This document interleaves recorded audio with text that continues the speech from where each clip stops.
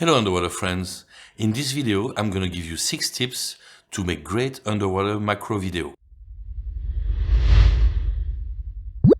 First, you have to know your equipment. It's very important that you know your settings. If you want to make good videos, you have to use manual settings, so it's important to practice. For me, it's easy to go in the water all the time, pretty much every day if I want, but you may not have this chance. So don't hesitate to practice on land. It's the first thing to do. You know your camera, you know your settings, and it's gonna make it easier when you get underwater. So don't hesitate to take your camera, go shoot a bee, a small animal, a small thing, and then when you'll be in the water, it's gonna be much easier. You need to know also your housing, because the camera is one thing, but when you go in the water, the buttons may be different, the settings and everything.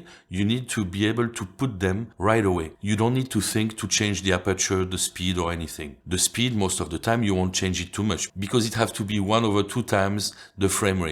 But for the rest, you may need to change the ISO, you may need to change the aperture, and you want to be able to do it super quickly. Also, you may have some preset that you like to have with your camera, and you want to access it super easily as well. For me, one of the things that I have as a preset is that I can get my camera to shoot APS-C mode, even if it's a full frame.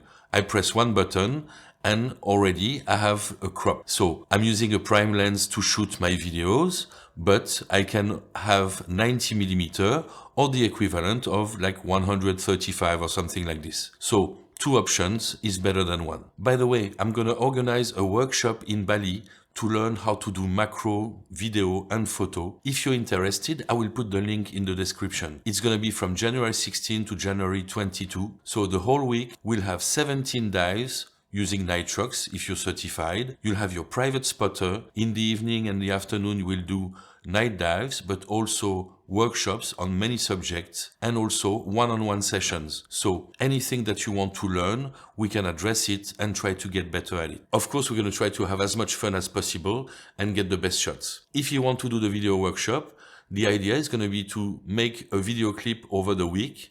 We're going to find everything together, the subject, everything, and we learn how to edit and make the best video possible. Second thing that is super important is to be stable. So you can try to do it on your own, but even if your buoyancy is perfect, when you're trying to shoot subjects that are a few centimeters or even less, it's very difficult. So you're gonna have to have negative buoyancy and use, for example, your elbows that you're gonna put in the sand.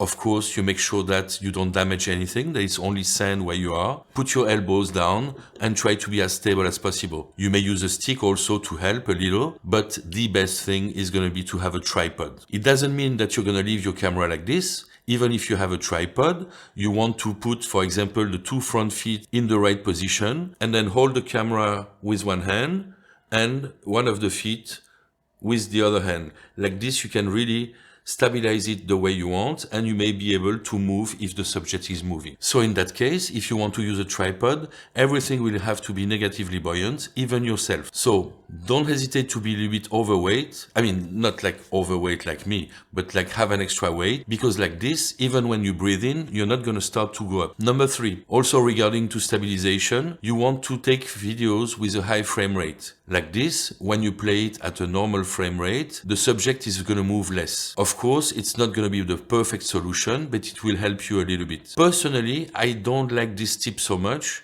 because I prefer to have 24 frames per second, which is going to keep me having a motion blur and will get this subject to be blurry when it moves. So this is not always like this, but one of the options is to have a high frame rate. For me, more important is to have a high resolution. I always film 4K, even if I want to export it full HD. The reason being, I can crop in post, and even if it's not perfect, I can also use the stabilization of Davinci Resolve and get the subject to be much more steady. Number 4, you have to try to learn the animal behavior. Some animals you can get very close, some of them not. So that's the first thing. Also to find them for the workshop, and when I dive with my students here, or when people go on photography dives here, they will have a private spotter, so it's not a problem. The dive guide will know where to find the subject. They will even tell you, for most of them, which angle you need to be to make the nicest shot, because the animals are sometimes so small that you don't really see them with your eyes. But the habitat is very important.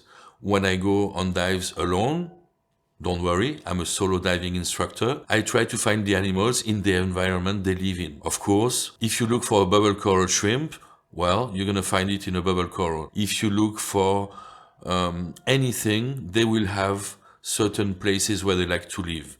Like skeleton shrimp will be on hydroid. The pygmy seahorse will always live in the sea fan, etc., etc. So it's going to be much easier to find subject. But also, they will move in a certain way. Some animals will always come back in the same spot. Some will turn. Some nudibranch will have a movement that is going to make it easier for you to know where they're going to go. And because you want a shot nice enough and long enough, you want to make sure that you're ready for all of that. Also, another thing, for example, for nudibranch, some of them will have a movement that will make them nicer. Other things, for fish, one of the nicest things to shoot is when a frogfish or a rhinopia is yawning.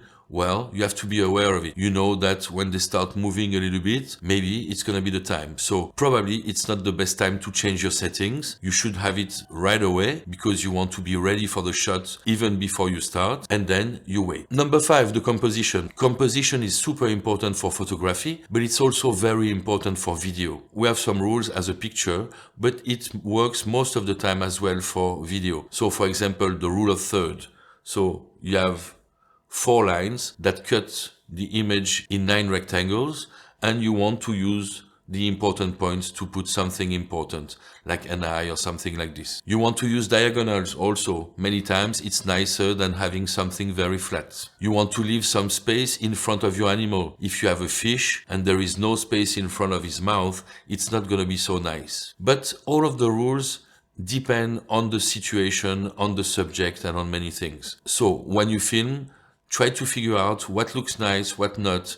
Try to change a little bit the angle and everything. One of the things that is pretty much always true is that you don't want to have a bad looking background. So if the background is gray or something like this, most of the time it's not going to be nice. So try to see if you can get a nicer background. For example, one with colors and things like this. And like this, your subject will have much more contrast and will be much nicer. One of the things as well is to shoot from below. You always want to shoot at eye level or even below, and it's going to be much better. If you film from below, you're going to have the water as a background, which is going to be a nice separation, especially if your subject is bright. If the background is colorful and nice enough and a different color than your subject, then you may have a small f number, and like this, the background is going to be blurry and your subject is going to be sharp.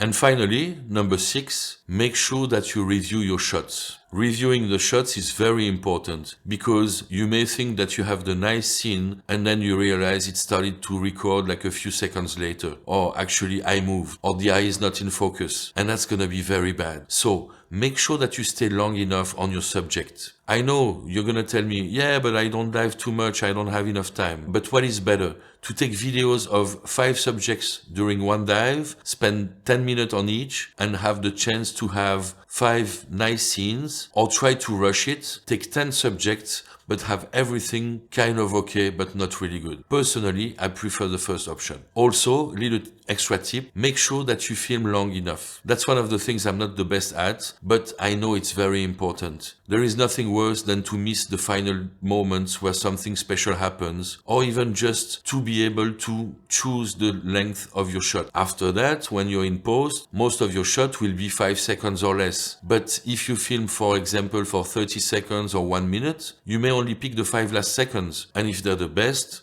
you're gonna regret it if you didn't shoot it. I hope those tips were helpful, and don't forget, I put the link in the description for the workshop in January. If you're interested, don't hesitate to go check the page, and also you can contact me and I can explain to you how it's gonna work. You can also for sure subscribe to the channel and hit the bell to be notified when new videos come out, and like this you won't miss anything. Many more videos are coming about underwater photo, underwater video, editing, and all of it. So just many things that will help you to get better at filming and at taking pictures underwater.